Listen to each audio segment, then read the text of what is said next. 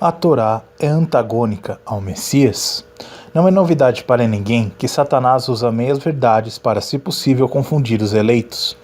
Dentro deste conceito, vejamos só o trabalho satânico que ocorreu na tradução de Romanos 10, versículo 6. Nas tradições romanizadas das filhas de Babel, encontramos: ora, Moisés descreve justiça que é pela lei, dizendo: o homem que fizer estas coisas viverá por elas.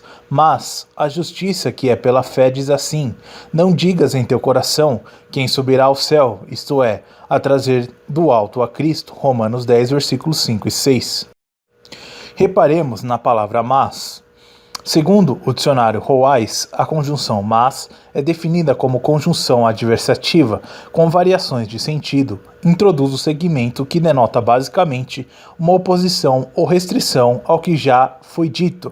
Resumindo, a palavra mas é usada para demonstrar oposição, uma sutil tentativa de fazer oposição entre Torá e graça. Contudo, esta mesma palavra mas não é encontrada nem no texto Receptus, no grego, nem na Peshita, em aramaico. Foi uma invenção dos tradutores. Segue uma leitura mais fiel de Romanos 10, versículos 5 e 6.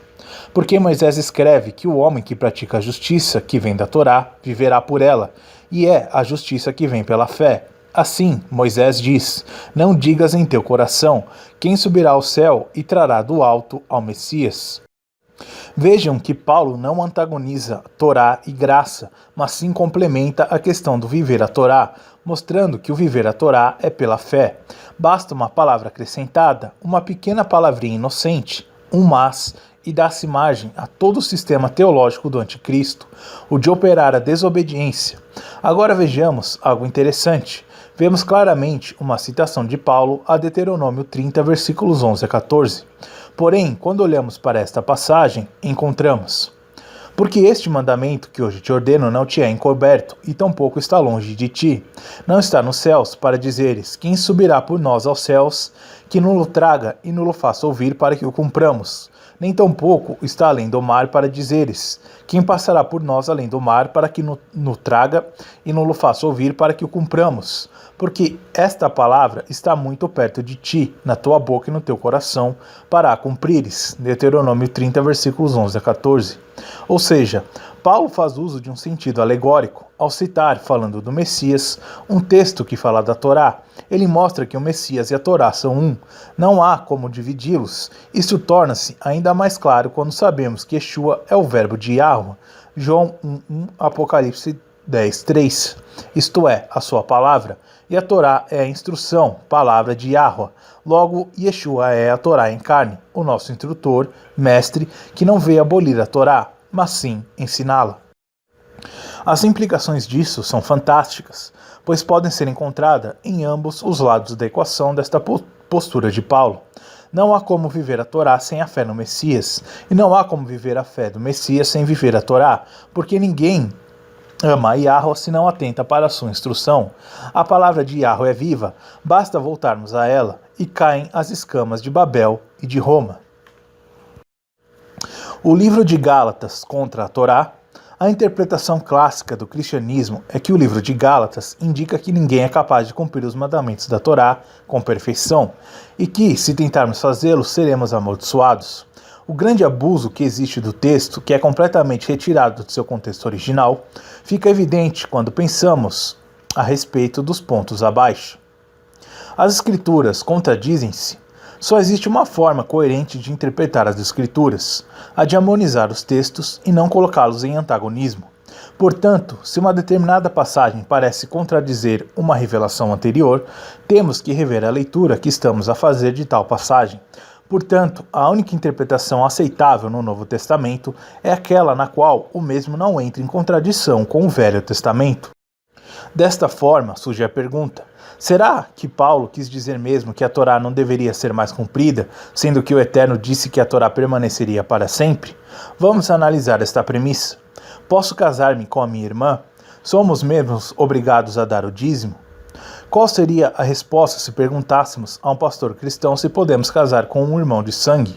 Isso são preceitos da Torá, mas a verdade é que nada é dito no Novo Testamento que nos diga que não podemos nos casar com irmãos de sangue, ou que ainda devemos dar o dízimo. Logo, se a Torá para muitos crentes foi abolida, a partir dessas coisas seriam lícitas, certo? Paulo amaldiçoou Timóteo? Ora, se de fato o livro de Gálatas diz-nos que a circuncisão é maldição, então por que é que Paulo amaldiçoou Timóteo? Atos 16, 3. Esta pergunta já começa a dar indícios de que ou Paulo não era uma pessoa confiável, mas sabemos que era, ou o ato de circuncidar ou não por si só não era o tema que Paulo tratava em Gálatas. Paulo era hipócrita? Ao atentarmos para a jornada de Paulo, percebemos uma grande contradição, isto é, se ele realmente fosse aquilo que o cristianismo descreve.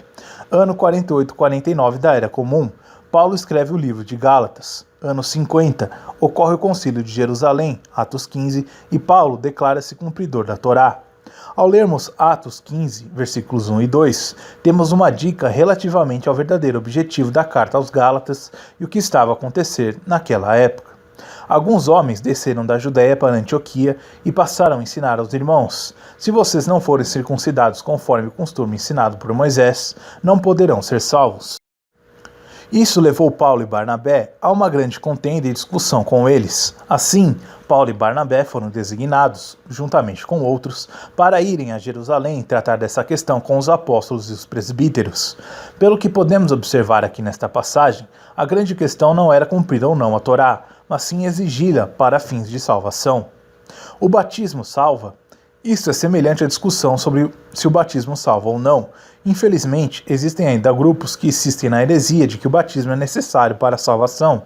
Não pretendo aqui alongar-me nessa discussão, até porque a maioria dos seguidores de Yeshua não crê desta forma. Simplesmente quero destacar que o batismo significa o nosso reconhecimento e arrependimento da culpa pelo sangue derramado por Yeshua e a adoção de uma nova conduta de vida como novas criaturas. Contudo, se eu escrever uma carta a dizer que somos salvos pela fé e não pelo batismo, isso quer dizer que prego contra o batismo? Claro que não. A questão é a seguinte: em quem confio para minha salvação? Confio no meu batismo ou confio no sacrifício de Yeshua? Isso faz toda a diferença. Se eu pratico o batismo de forma correta, em mim não pode haver condenação, pois sigo uma ordenança de Yeshua. Ora, com a observância da Torá, a mesma coisa ocorre. Cumprimos os mandamentos do Eterno por amor ao seu Filho. João 14, 21. O segredo para a observância correta da Torá está novamente no livro de Atos. Por meio dele, todo aquele que crê é justificado de todas as coisas, as quais não podiam ser justificados pela Torá de Moisés. Atos 13, versículos 39. Ou seja, a Torá não é eficaz para nos justificar, pois não somos capazes de cumpri-la plenamente. Porém, ao sermos justificados, nós confiamos que agora temos um novo coração, capaz de amar ao Eterno e, por amor a Ele, querer andar de acordo com os ensinamentos da Torá que foram dadas por Ele. Anulamos então a Torá pela fé? De modo nenhum. Pelo contrário, confirmamos a Torá. Romanos 3,31. Filhos de Abraão? Em vários momentos da história, o Eterno fez alianças com o povo ou com indivíduos. Existe uma grande diferença entre a aliança de Abraão e a aliança de Moisés.